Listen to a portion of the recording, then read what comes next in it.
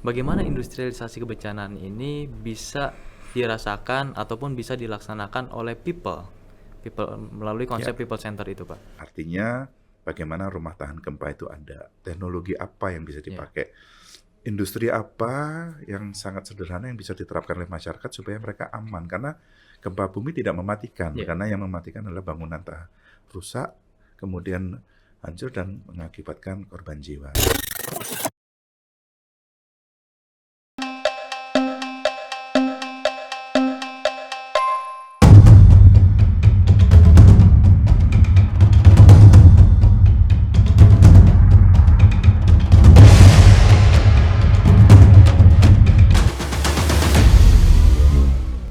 Halo sahabat Tangguh, apa kabar?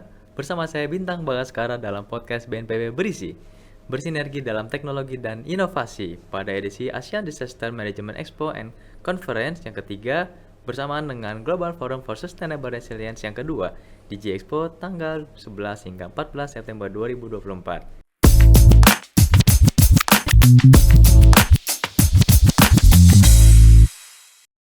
Sahabat Tangguh, Indonesia yang berada di Ring of Fire harus siap menghadapi adanya ancaman bencana. Tsunami Aceh tahun 2004 menjadi momen penting Indonesia untuk menciptakan ketangguhan berkelanjutan terhadap bencana, sehingga dapat mengurangi korban jiwa dan kerugian harta benda. Saat ini, telah bergabung bersama kami, Bapak Raditya Jati selaku Deputi Bidang Sistem dan Strategi yang akan bercerita tentang bagaimana industrialisasi kebencanaan ini dikembangkan dalam rangka menciptakan ketangguhan berkelanjutan.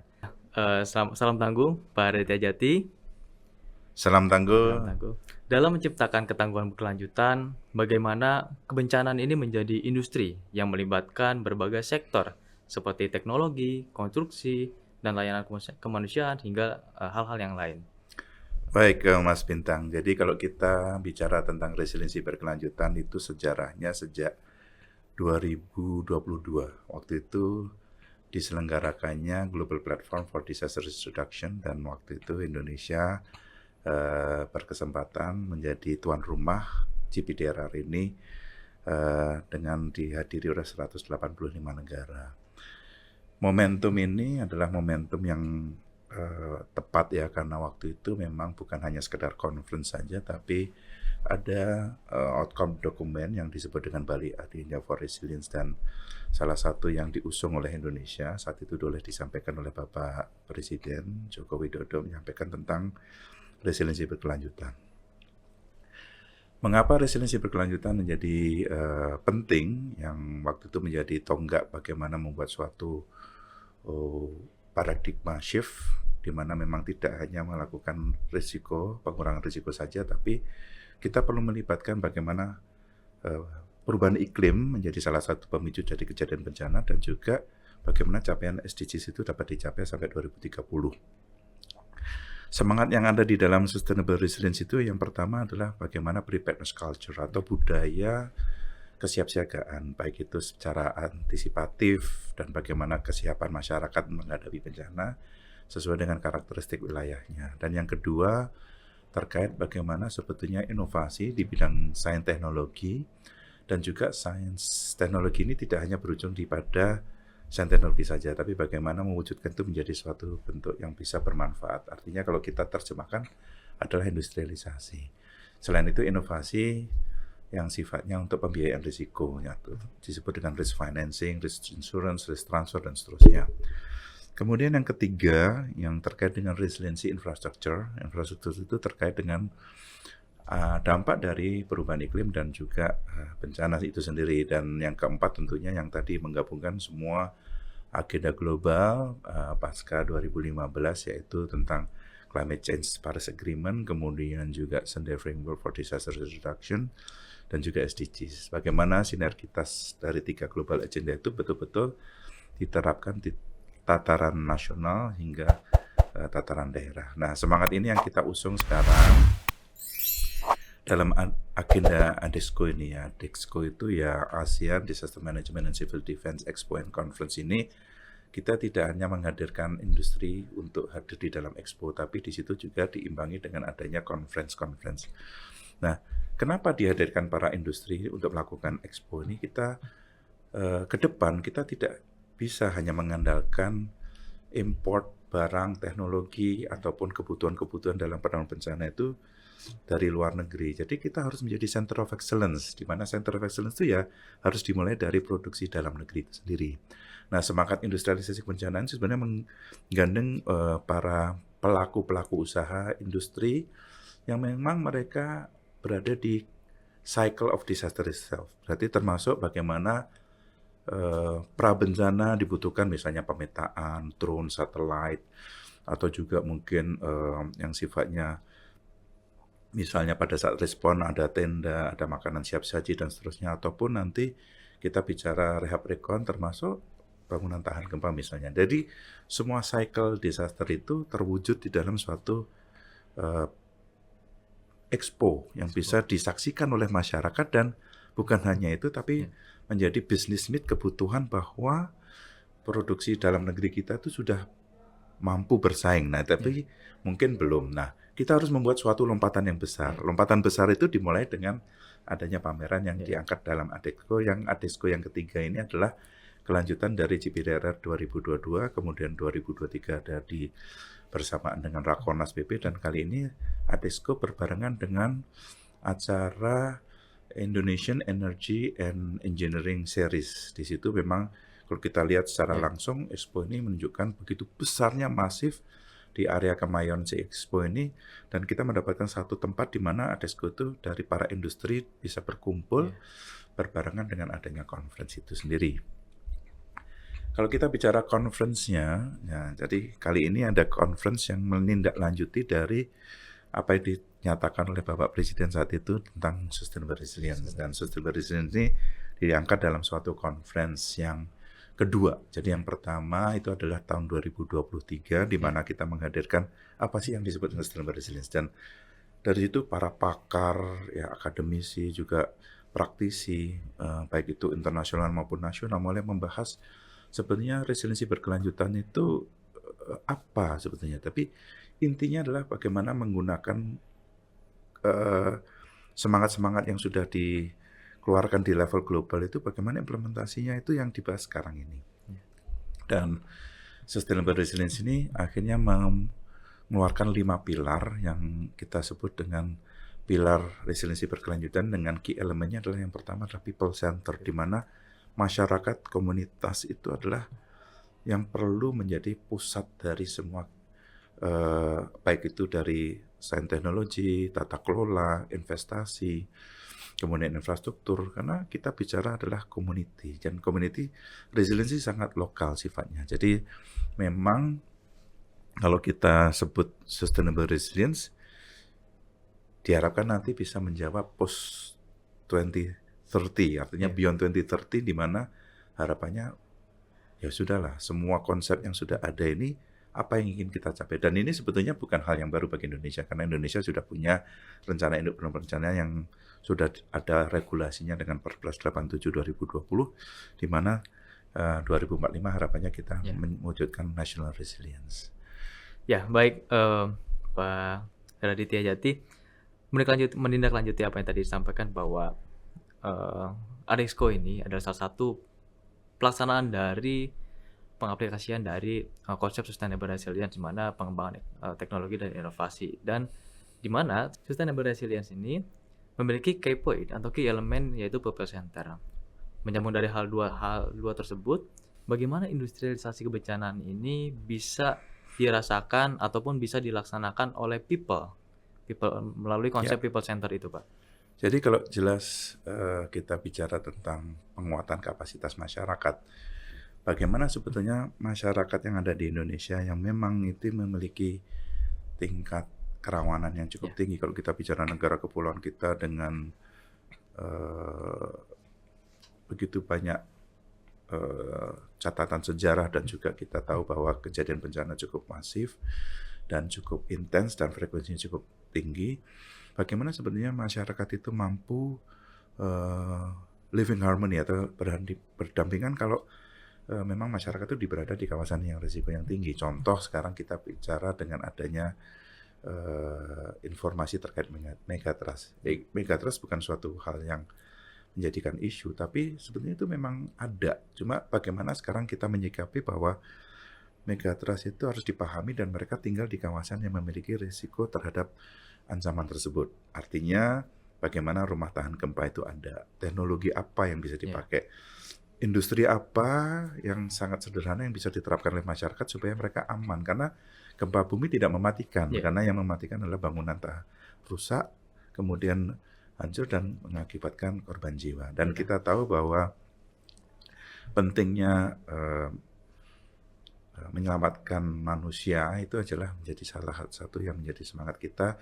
Apalagi tahun ini adalah tahun untuk kita memperingati 20 tahun tsunami yang waktu itu 2 dekade yang lalu terjadi secara masif, korban jiwa di Aceh ya, mengakibatkan lebih dari 127.000 korban jiwa yang hilang maupun Ya, yang meninggal.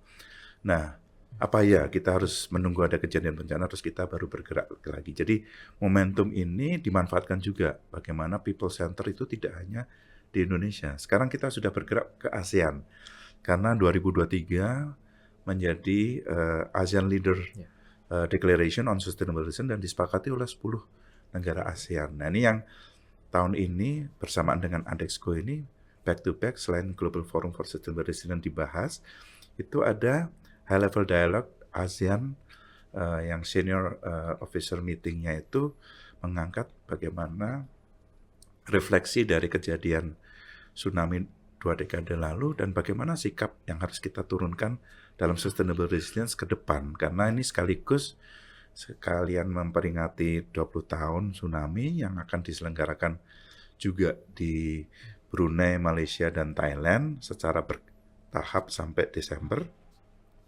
Akan ada ASEAN Ministerial Meeting yang akan diselenggarakan di Brunei. Jadi ini sebagai pengantar untuk bagaimana nanti para menteri punya kesepakatan hasil dari ASEAN Leader Declaration itu betul-betul diimplementasikan di masing-masing negara di negara ASEAN. Nah, selama 2 hari sejak pertama tanggal 11, tanggal 12 mereka melakukan kegiatan high level dialog-nya dan akhirnya perlu menjadi suatu komitmen bahwa ASEAN itu harusnya menjadi regional resilience yang sifatnya ASEAN itu menjadi percontohan globally. ya, Jadi menjadi global leader apalagi tahun depan ASEAN memperingati juga 10 tahun One ASEAN One Response dan 2026 Indonesia akan menjadi tuan rumah dalam penyelenggaraan EMDM itu tersendiri. Jadi semua rangkaian ini betul-betul bermula dan disiapkan di acara ADEXCO ini yang back to back antara Global Forum sama High Level Dialogue di ASEAN itu sendiri. ya. Menjadi artinya ADEXCO ini menjadi salah satu pondasi yang penting ya, Pak Raditya Jatim, untuk membangun komitmen ASEAN gitu dalam artinya untuk menciptakan ketangguhan berkelanjutan ini. Dan di sisi lain ADEXCO ini mencoba untuk memberikan supply chain teknologi untuk masyarakat sehingga apa yang dibutuhkan bagi mereka dalam membangun ketangguhan ini bisa terpenuhi seperti itu. Berbicara tentang ASEAN, kira-kira komitmen apa sih yang akan dibangun dalam Ya. pertemuan tersebut? Jadi kalau sudah dilakukan dan sudah dibahas, masing-masing negara sudah menyampaikan bagaimana menurunkan konsep ASEAN Leader Declaration on Sustainable Resilience ini di level-level masing-masing negara. Tentunya sangat bervariasi, mereka sudah mengirimkan melalui teks ke emailnya organizer, tapi yang paling penting adalah komitmen. Ya. Komitmen ini dari semua yang disebut tadi, misalnya preparedness culture, science technology, financial innovation, termasuk juga infrastructure for resilience on impact of disaster dan climate change, sekaligus bagaimana bersama-sama antara klub climate change, klub pengurangan risiko bencana, dan klub SDGs benar-benar bisa duduk bersama. Nah, ini kita usulkan di Brunei nanti akan ada suatu event di mana entitas perubahan iklim, pengurangan risiko bencana, dan SDGs itu bisa menjadi satu forum, platform bersama. Ini mudah-mudahan ini bisa tercapai. Harapannya nanti 2025 di Kamboja, kemudian di Indonesia nanti 2026 bisa terus-menerus kita kawal dan bagaimana aksi nyata yang bisa masuk dalam ADMER atau program yang mereka susun itu betul-betul tertuang. Artinya sudah tidak ada lagi silo antara orang perubahan Iya, iklim itu akan bicara sendiri dan iya. orang pengurangan sumber dan seterusnya. Dan ini yang kita harapkan nanti di pertemuan ASEAN Di berikutnya. ASEAN itu ya, Ya, sehingga eee, pelaksanaan pelaksanaan komitmen ini bisa berjalan secara komprehensif ya ya dari betul. 3 entitas tersebut, gitu. Nah, berbicara tentang penyelenggaraan event Adexco ini dan pengembangan industrialisasi kebencanaan, kira-kira apa yang menjadi tantangan dan Hmm, peluang ya, saat ini di Indonesia khususnya dalam mengembangkan hal tersebut? untuk khusus Adexco yang kali ini kami terima kasih karena penyelenggaraan ini betul-betul dilaksanakan oleh teman-teman penyelenggara organizer yang bisa menggandeng pihak swasta dan industri hadir dari 14 negara khusus untuk industrialisasi kebencanaan ini dan yang menjadi tantangan ke depan sebenarnya TKDN, bagaimana produk-produk itu minimal 70% itu adalah produksi dalam negeri. Dan kita sudah lihat tadi sudah kita bertemu dan bertanya kepada para pengusaha industri itu sendiri dan ternyata mereka antusiasnya cukup tinggi dan berharap untuk tahun depan bisa ikut terlibat lagi, apalagi kita bisa mengangkat yang lebih tinggi lagi dan lebih besar.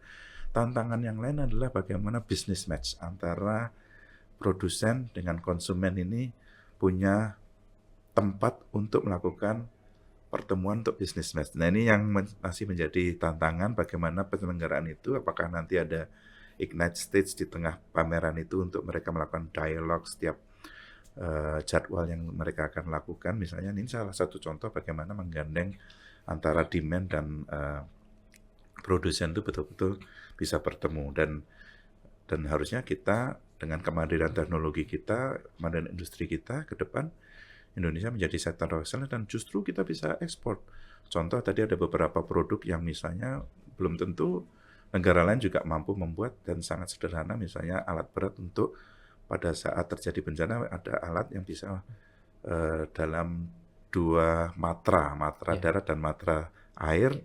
dan bisa sifatnya amfibi. Padahal alat berat, tapi kemampuan itu ternyata betul-betul murni buatan Indonesia. Ini salah satu contoh yang sebetulnya kita punya teknologinya, punya industrinya, tinggal bagaimana kita sekarang business match-nya.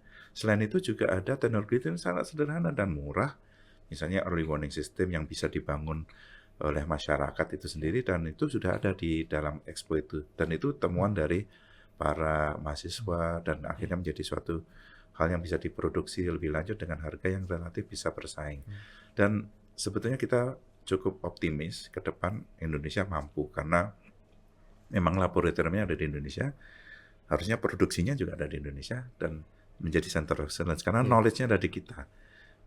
Apapun ilmu dari luar kalau mereka tidak mengalami seperti kita ya tetap Indonesia tetap menjadi leading di dalam industrialisasi bencana. Itu harapan kami Iya. ke depan dan saya yakin itu bisa terjadi asal kita ada kolaborasi dan komitmen yang cukup bagus ke depan. Ya, dengan komitmen itu artinya itu menjadi ini ya, semangat optimis ya Indonesia dalam menjadi center of excellence kebencanaan di dunia khususnya. Dan 20 tahun tsunami ini menjadi momen penting sebagai pengingat kita dalam membangun ketangguhan bangsa menghadapi Ya. bencana seperti itu. Baik, terima kasih banyak Bapak Raditya Jati atas sharingnya, diskusinya terkait administrasi kebencanaan. Sahabat Tangguh, tadi kita sudah berbincang dengan narasumber yang hebat Bapak Raditya Jati selaku Deputi Bidang Sistem dan Strategi. Ternyata pelaksanaan Arisco ini menjadi tonggak penting untuk membangun Center of Excellence Indonesia dalam membangun ketangguhan bangsa menghadapi bencana. Dan tetap stay tune di YouTube dan media sosial BNPB karena update bencana jangan tunggu jadi korbannya. Dan ikuti terus acara Arisco tahun ini hingga tahun-tahun berikutnya, serta GFSR tahun ini serta tahun berikutnya karena sahabat tangguh nantinya akan melihat produk-produk kebencanaan yang menarik. Sampai bertemu di sesi berikutnya. Sampai jumpa.